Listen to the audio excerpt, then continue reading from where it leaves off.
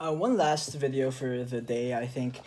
This is just five of my favorite albums of the year that I kind of haven't really talked about over the last few videos.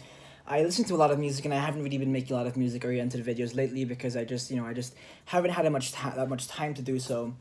But these are five albums I've listened to recently that I haven't made videos on, that I just want to touch on really lightly. I don't really want to get too into depth on them. I just really want to recommend these albums. If you really just want to look at the list, I'm sure it's in the description somewhere. So five albums. So one of them is one of my favorite albums of the year. Well, they all are, but it's IDLES. It's called "Joy is an Act of Resistance," and it is by this band IDLES. I don't really know too much about them, honestly, but I really enjoy the energy of the album. I know many times when you think about what you like about music, it's hard to really categorize and differentiate exactly what you like about something. It's for a lot of people, I guess it's easy to kind of just think about it in a very, whole sense. I can't think of a better word for it. I mean, there are better words for it. I just can't think of it. But for example, it's just you think of the whole as opposed to be it. You think about the whole as opposed to the parts of it. When you think about things that you enjoy, you just have like a general overall sense of whether or not you like it. And to kind of parse out the reasons why you like something, it takes effort and it's difficult and may take too much time for many people. Maybe it's not worth the effort for some, but I definitely think it's worth checking out and worth parsing out in order to better know yourself and better know what you like. So that what am I even going on about? It's not okay. So IDLES Joy is an act of resistance. So on a macro scale, I like it for its energy. I just love it seems like it's like it reminds me of post-punk music, and the propulsive nature of the way it kind of just goes into every song, and it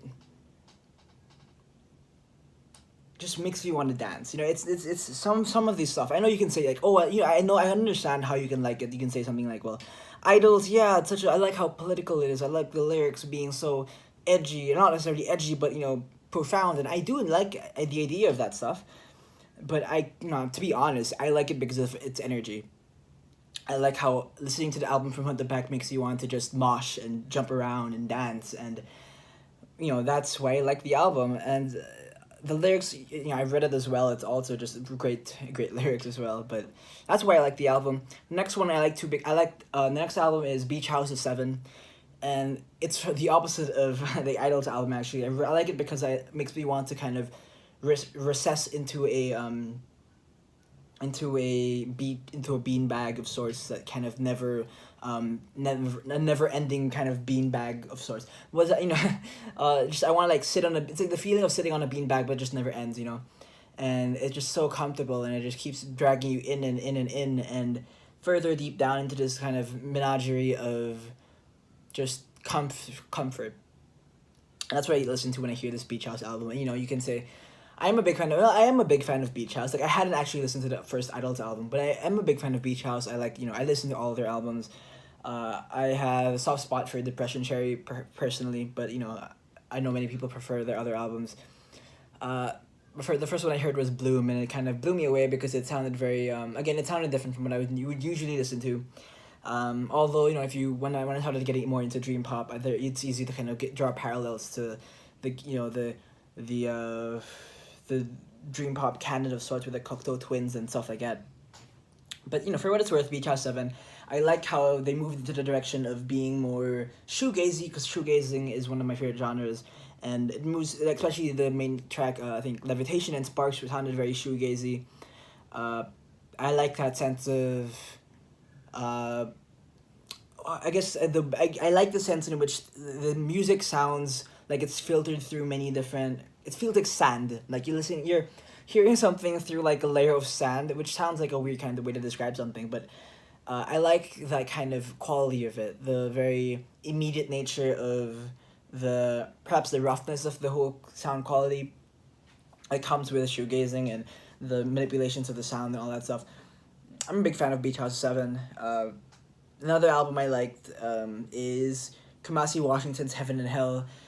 The problem I think with Kamasi Washington albums is that they don't seem like they're made for singular listens. which may not be a problem itself, but it's just that, I listened to it definitely in two parts. I mean, so I listened to the first half separately, the second half separately. Listening to it straight just doesn't seem reasonable to actually think about someone, which is something I've had some criticism for Kamasi Washington for perhaps everything sounding very samey and not necessarily going out of its way to differentiate itself within the album in terms of its sonical nature. But I like it. I like how grandiose the whole thing sounds. It opens up with the amazing I forgot what it's called, but the opening song is amazing. Street Fighter Man is amazing. There's just it's music that I like to sit back and listen to, feeling like I'm in awe of it. I have such a high respect for the music, and the respect just showers me. I'm just showered in this beauty that you don't normally get with lots of music.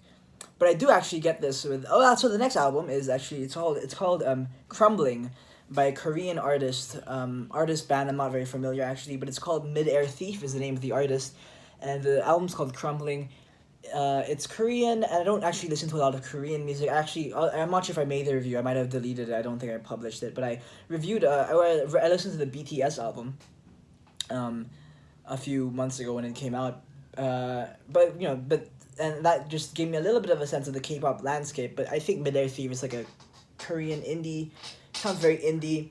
I really like this album because I guess partly because I just have I love psychedelia in general and all sorts of things, and the album's hard to necessarily classify into a specific genre, but it's very much tinged with like psychedelic folk, with dream pop, with prog rock. It's a nice kind of combination of many things I enjoy, and while I may not understand the lyrics, again, like I've said in multiple videos and even in this one, I am more drawn to sound and into the aesthetics of just hearing the sound without understanding what it's saying, but really being able to feel what it's saying, even though you don't know exactly what they're articulating with lyrically. It's I like the idea of unmediated, like being able to express something and feel it unmediated through unmediated by language, because the medium of language filters and just mutilates meaning in many respects. So that's why I like listening to foreign music that I don't understand, because I feel like I'm more in touch with the emotions of the music, not being kind of filtered through language. But yeah, I'm a big fan of Mid-Air Thief, Crumbling. I don't know if anyone. I don't think anyone's actually, any major publication has reviewed it. I don't think Fantano reviewed it. I don't think Pitchfork reviewed it. I don't think it's not that big of a big album, but I kind of want to talk about it because again, it's one of the favorite albums of the year, and I love everything about it. It's great. I maybe not have talked too much about it actually, but I really enjoyed it, and I just want to recommend it. So yeah, I loved it. And the last album is that I have read as of right now is Mount Eerie's Now Only. Mount Eerie is one of the Mount Eerie's album last year. I forgot what it was called. It was one of the Crow something maybe, but it's one of the saddest musical experiences I've ever had in all music. It was about the death of his wife and him kind of having to deal with. It was about the events leading up to the death of his wife and the events after it, and I think it was called Now You See Me, or maybe not. I forgot what it's called, but it was incredibly sad and depressing, and it made you want. And this is in contrast with the previous albums. This one is definitely more lyrical. Like the way I connected to it was more lyrically, and they make it very clear because all the songs are very simply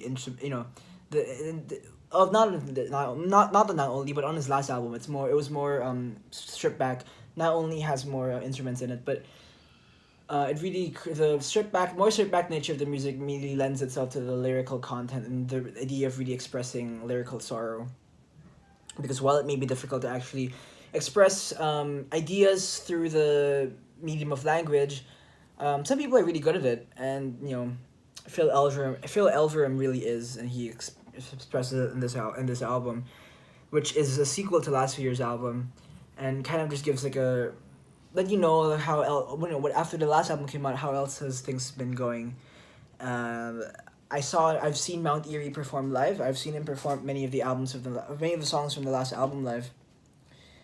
And it's just such an incredibly sad story. Actually, it's not necessarily the story that's sad, because death can be perceived as sad by many, but what makes it sad is just the ability he has in conveying exactly what he felt. It's so moving and so incredibly heartfelt, and anything that really kind of successfully imparts emotion, makes me feel something, I think it is a good piece of art, no matter what that feeling is, even if it's disgust. Okay, maybe I don't want to say good piece of art, but it's an effective piece of art. And, well, that's not a good way to put it either, because to say something's an effective piece of art would mean that it was made it would be made for the goal of some kind of thing, and yeah, I don't like goal-oriented thinking, but I guess, I just think that for me personally, if I feel something from listening to something, I think that I appreciate it much more. Anyway, I've been rambling for over 10 minutes now.